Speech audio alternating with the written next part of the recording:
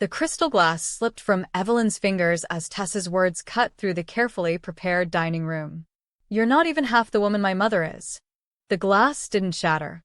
It landed with a dull thud on the thick cream carpet, red wine blooming like blood across its fibers.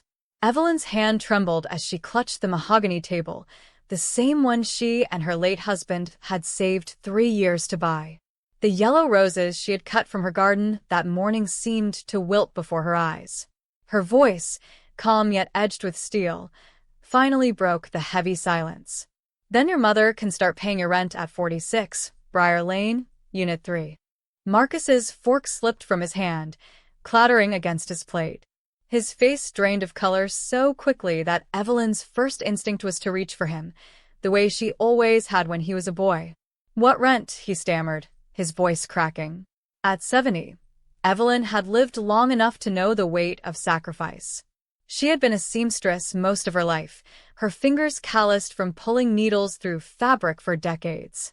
Every corner of her small Ohio home whispered her history: birthday dinners, holiday feasts, and long evenings spent sewing by the antique machine her grandmother had left her. That same machine had helped fund Marcus's first bicycle, his prom tuxedo, and even his college textbooks. 6 months earlier, Marcus had appeared at her door just after sunset. His shoulders slumped forward, the way they used to when he had broken something as a child. "Mom, I lost my job," he'd said, voice unsteady. "We can't make rent. Please, it'll only be for a few months." Evelyn hadn't hesitated. She opened her wooden jewelry box and pulled out her emergency fund, $6, for hundreds she had saved over 15 years. From that moment on, she began making their rent payments. "Don't tell Tessa," Marcus had pleaded. "She'll feel like a failure if she knows we need help." Evelyn believed him, thinking she was protecting Tessa's pride. In reality, she was covering up Marcus's lies. To maintain those payments, Evelyn sold her wedding band. She halved her arthritis medication, her hands seizing at night until she struggled to sleep. Dinner became rice and eggs 4 times a week. And still, she scrolled past Marcus and Tessa's social media posts, weekend trips to Chicago, sparkling new outfits, cocktail glasses raised against expensive restaurant backdrops. Each photo pierced her like a needle. Between her emergency fund and the $3,200 she received for her wedding band at the pawn shop, she managed to cover their expenses while sacrificing her own needs. That evening, Evelyn had prepared dinner with fragile hope. Perhaps, she thought, they could find warmth again as a family. She cooked Marcus's childhood favorites: herb-roasted chicken with mushroom sauce, buttered rice with peas, and vanilla custard for dessert. She set the table with her mother's delicate china, the blue-flowered set reserved for special occasions. Tessa arrived in a crimson dress that probably cost 2 months of Evelyn's grocery budget. Her smile was practiced, never reaching her eyes. Marcus, meanwhile, seemed distracted, checking his phone constantly, his knee bouncing beneath the table. Evelyn poured water, passed dishes, and pretended not to notice. Throughout dinner, Tessa's comments carried sharp edges. "This neighborhood has really gone downhill, hasn't it?" she remarked, glancing out the window at the modest houses. A moment later, she added, "My mother just remodeled her entire kitchen. It's amazing what modern appliances can do." Each statement landed like a paper cut, small, subtle, but stinging all the same. Evelyn smiled tightly, serving second helpings as though she hadn't heard. She poured more water, steady hands disguising the storm inside. She watched Tessa inspect the silverware before lifting a fork, her expression as though she were enduring rather than enjoying. Evelyn thought she could withstand it, until Tessa delivered the final insult. "You're not even half the woman my mother is." The air grew heavy, charged with something Evelyn had held back for too long. Her eyes met Tessa's, calm but unflinching. "Then your mother can start paying your rent," she said, her voice low but firm. The words hung between them like a thunderclap. Marcus's phone slipped onto his plate with a clatter. "What rent?" he stammered, his voice cracking. Evelyn leaned forward, every word deliberate. "The $900 every month since February, plus the $100 processing fee." She kept her gaze steady as Tessa's perfectly shaped eyebrows shot upward. While you've been posting pictures of $400 shoes and weekend getaways, I've been selling pieces of my life to cover your roof. Tessa turned sharply toward Marcus, her eyes flashing. You told me your severance was covering the rent, she hissed. Marcus's face turned scarlet as he ran his hands through his hair, the same nervous tic he'd had since childhood. I lost another job 2 weeks ago, he admitted. The word, again, dropped like a stone into the silence. Evelyn's breath caught, but she stayed still. Tessa's voice rose in disbelief. You lost another job and didn't tell me? I just spent $500 on a spa day. I booked us a weekend in the Poconos. Her voice cracked in fury. You let me walk into your mother's house wearing designer clothes while you hid this? Evelyn's eyes shifted from her son drowning in lies to his wife drowning in denial. Her voice was quiet, but carried the weight of years. Spa treatments and weekend trips, she whispered, while I sold your father's wedding band to cover your rent. The silence that followed was suffocating. Even Tessa's face faltered, her gaze slipping away. Marcus stared at his mother in horror, as though seeing her sacrifice for the first time. Evelyn rose from her chair. For decades, she had bent herself to accommodate others. In that moment, she felt taller than her 5'3" frame. Your lease is up in 30 days, she declared, her tone even. I will not pay another cent. Marcus opened and closed his mouth like a drowning man. Mom, you can't. We'll have nowhere to go. Evelyn's eyes softened, but her words remained firm. You should have thought of that before lying to me. Tessa slammed her hand against the table, rattling the china. Mothers don't abandon their children like this. My mother would never. Evelyn turned, meeting her gaze directly. I am not abandoning my son. I am refusing to be used. There is a difference. Marcus's eyes filled with tears. Please, Mom. One more chance. I'll get another job. I promise. Evelyn shook her head slowly. Promises don't pay rent, Marcus. Actions do. When the door finally closed behind them, silence settled over the house. But this silence felt different, lighter, freer, like a weight had lifted. Evelyn stood at the sink, her hands trembling not from weakness, but from release. She washed each dish carefully, letting soap bubbles pop against her skin. That night, she sat in her rocking chair, the same one where she had nursed Marcus through childhood fevers, and allowed herself to breathe deeply. For the first time in years, she fell asleep without worrying about bills or sacrifices. By morning, sunlight spilled across the dining room table, illuminating the yellow roses. The room looked unchanged, but Evelyn knew everything had shifted. 2 days later, Evelyn was pruning roses in her garden when the phone rang. At first, she considered ignoring it, weary of more demands. But something urged her to pick up. Evelyn, it's Daniel Carson. The name pulled her 50 years back in time. Daniel, her college sweetheart, the boy with the crooked smile who once promised to show her the Pacific Ocean. They had lost touch when he moved west for an engineering job, and she had stayed to marry Marcus's father. His voice, deeper with age but still warm, carried across the line. He told her about his engineering firm in Seattle, his 3 daughters, and his wife who had passed 2 years ago. Daniel chuckled softly as he recalled old memories. I found a photo of you, he admitted. The one in the blue dress you sewed yourself for spring formal. I wondered if you were still in Ohio. I wanted to hear your voice again. They spoke until the evening shadows stretched long across Evelyn's garden. They shared fragments of their separate lives, their joys, their losses, their triumphs. Before hanging up, Daniel paused. His voice softened. Evelyn, I'd like to invite you to Seattle. Just as old friends reconnecting. No pressure. You deserve to see the ocean I promised to show you. Evelyn held the phone long after he hung up, her heart racing. That night, Evelyn opened her journal and drew 2 columns. On one side, she listed risks, scams, romanticized memories, disappointment. On the other side, safeguards, video calls first, meeting his family, paying her own way. Then she asked herself the question she had avoided her entire life. Was she considering this trip to punish Marcus and Tessa, Or was she considering it for herself? Slowly, the answer settled in her chest like a stone warming in the sun. For once, her decision wasn't about anyone else's comfort. It was about hers. She whispered into the quiet room, "I'm not running away. I'm running toward something." A week later, Marcus appeared at her door. His clothes were wrinkled, his face gaunt, shadows under his eyes. For a fleeting moment, Evelyn saw the little boy who had once cried on this porch after falling from his bike.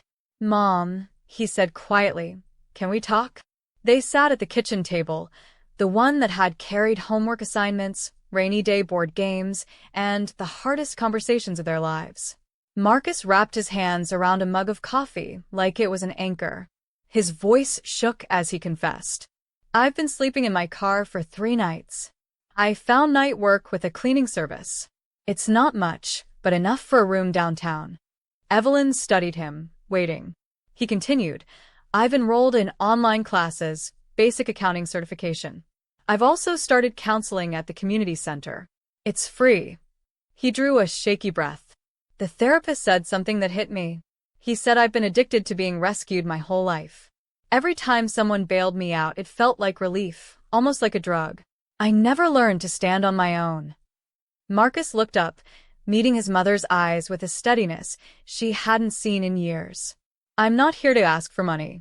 I just want you to know I'm trying, and I'll keep trying, even if it takes years to rebuild your trust." Hope flickered in Evelyn's chest, fragile but genuine. The following week, she stood in her bedroom with a suitcase open on the bed. For decades, her life had been built on duty, on sacrifice, on survival. Now she packed dresses, including a coral one she had sewn just for herself, for a journey she never thought she'd take. Marcus drove her to the airport. Their ride was quiet, but filled with a new respect. At the terminal, he handed her a bouquet of daisies, her favorite. "Mom," he whispered, pressing an envelope into her hand. "Don't open this until you're on the plane. Some things are easier to write than say." They embraced longer than they had in years. "I love you," Marcus said softly. "I love you too," Evelyn replied, her voice steady. "Now it's time for both of us to stand on our own feet." On the plane, Evelyn pressed her forehead against the cool window as the clouds stretched below like an endless quilt. She opened Marcus's letter. In his unchanged handwriting, he had written, "Fly high, Mom. You've earned every moment." Tears blurred her eyes, but they weren't of sorrow. For the first time in decades, Evelyn felt the sky was hers to claim. Seattle greeted her with air cool and damp, carrying the scent of cedar and salt. At the arrival's gate, Daniel waited, holding a bouquet of yellow roses. His hair was silver, his face mapped with time, but his smile was the same one that had once made her heart race. "Evelyn," he said, embracing her warmly, "you're even more beautiful than I remembered." The days that followed felt like awakening. Daniel drove her along the Pacific coast.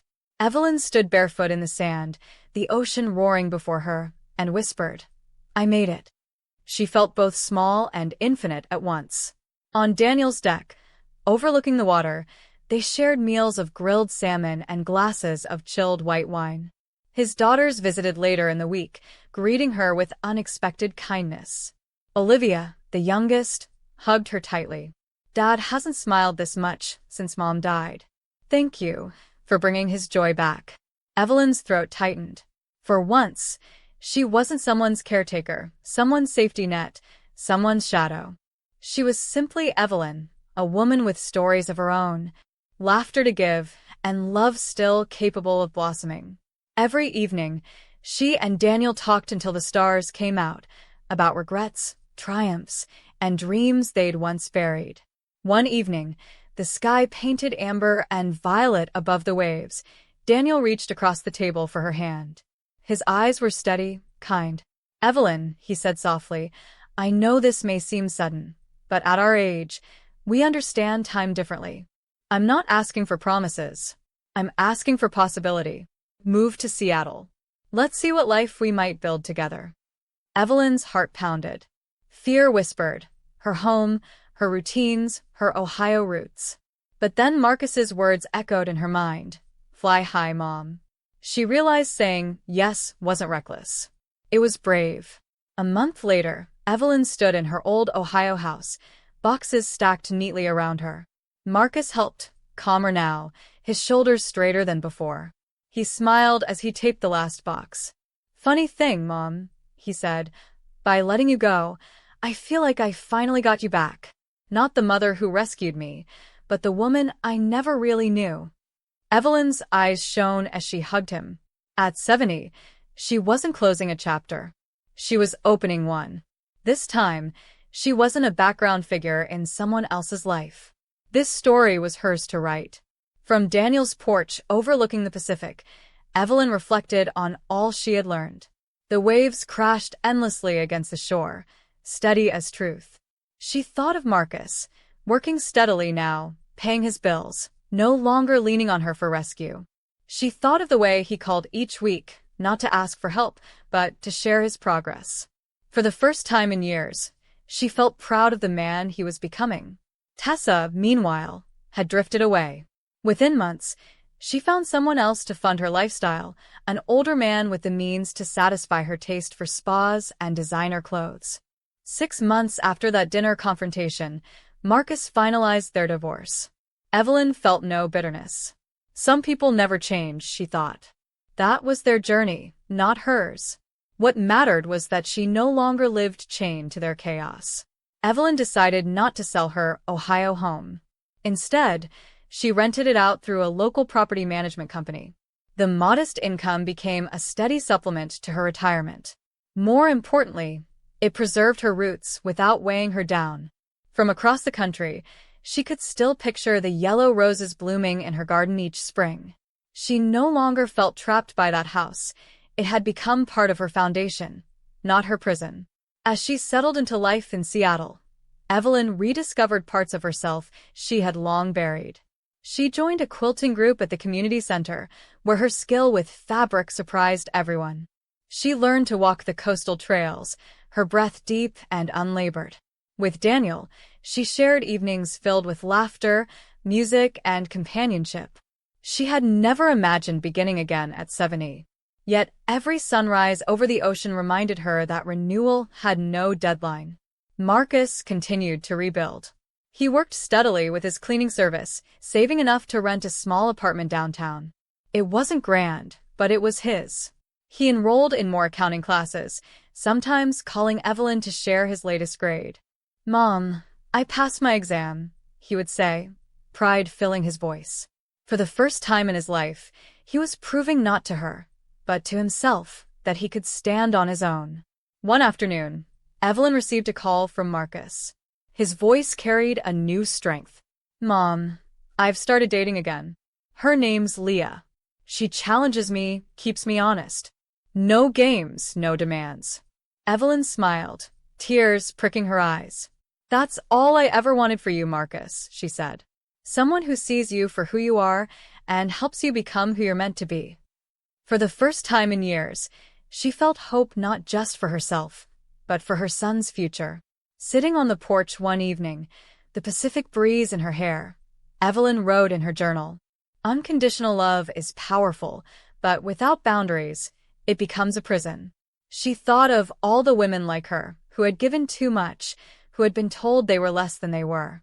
She whispered into the twilight, "Being a mother doesn't mean becoming invisible. It means raising children who can stand on their own, even if it means watching them stumble first." Now, at 70, Evelyn's story stood as proof. She had boarded that plane not to flee, but to finally claim her own life. She had learned that happiness isn't a gift others give us, it's a choice we make for ourselves. From Seattle's shores, with Daniel's hand in hers, she could see her past clearly and her future brightly. To anyone listening, she would say, "It is never too late to choose yourself. If I could do it at 70, so can you."